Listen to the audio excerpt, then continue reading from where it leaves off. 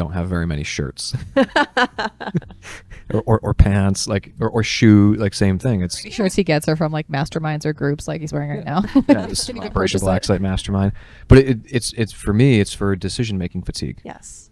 With what we do here in every, like, I think in any coaching capacity, you're making a lot of decisions for people constantly because you're getting asked questions, you're trying to help them, and every little decision you make, imagine it like kind of like a bit of a workout, like it fatigues you mentally. And if for anyone who's watching, if you work in a very high intellect position where you have to use your brain, and maybe it's accounting and numbers, you know what I'm talking about, is because by the end of the day you feel exhausted because you're always working on it. So if you can limit your decisions, it makes it so much easier, which is why I tend to wear the same things every week. My laundry's the same exact time. Every time you wash it, it's always the same clothes. I eat the same breakfast every day, pretty much same lunch and same dinner. And when I'm not doing those things, it's probably when it gets worse for me. At least, like when I don't do my habits is when I feel the worst. Yeah, and that gives you a lot of time to be able to put extra thought and effort into the other things in your life that really matter, whether it's work or family, you know? So I mean, think about that, really. Like, imagine, like, just think of what I would say, like, is our general thing that happens in society is you stay up late watching Netflix, you maybe have a glass of wine or you have a beer or whatever you're doing, you go to sleep too late, you wake up the next morning, you feel dehydrated because you've been drinking, you didn't sleep long enough, and you're late for work. So you get dragged out of bed. You don't jump out of bed because you're tired. So you get dragged out of bed. You have to quickly put something together to eat. You're going to throw on whatever clothes. You're going to go to work. Now you're underfueled. You're already tired. You have no water because you're dehydrated. And you're going to feel crappy all day. And then you're going to get your coffee. And you're going to have your coffee and you're going to feel great. And you might get an idea to go do this at lunch, but you didn't prepare your lunch. So now you have to go out to lunch. Right? And you just get, I call it getting dragged through your day versus walking through your day and leading yourself through your day. If you don't have any plan, you just get dragged through and you become a victim to the circumstances around you. I'm going to throw it back to Brian for a second. Do you have any like advice, or I guess what worked for you to become that person where it is, this is what I do every day?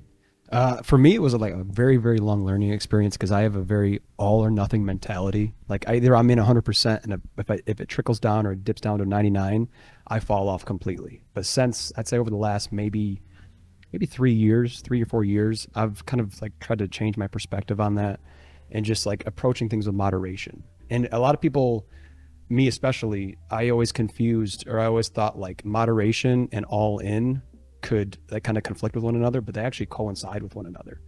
So you can be all in, but you can still enjoy like the half moons or anything like that.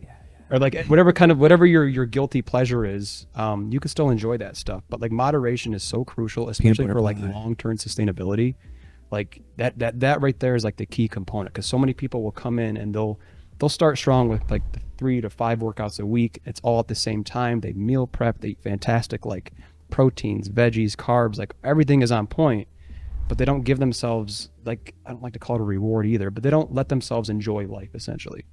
And that's only sustainable for so long. And as soon as you like, say you stick to a strict routine for maybe it's 2 to 4 weeks or whatever it is, like a month or two, that one day is going to come like that July 4th or that holiday. And as soon as that day hits, you're going to go balls to the wall, like eating, drinking, and then you're going to feel like crap afterwards. And then you're going to, I don't want to say you lose progress, but it's going to be so much harder for you to bounce back into the game.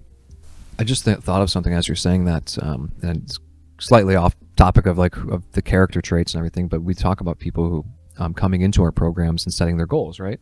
And I know you guys are going to know what I'm talking about when I say this, but we have some people who come into, let's say, our Take Back Your Life transformation program, and they tell us, or they ask us, what's the most someone's ever lost? And then they say, I'm going to break the record, or I'm going to do this really, really, really large accomplishment in the course of 42 days. And that's their whole focus is I'm going to do all in on this for 42 days and hit this amazing goal and try to break a record. And I can tell you that everyone who's ever said that and comes into the program with that intention, they might do that, but 6 months later, they're back to where they started. And it's like, instead of trying to break that record for 42 days, what if you just tried to never go backwards again?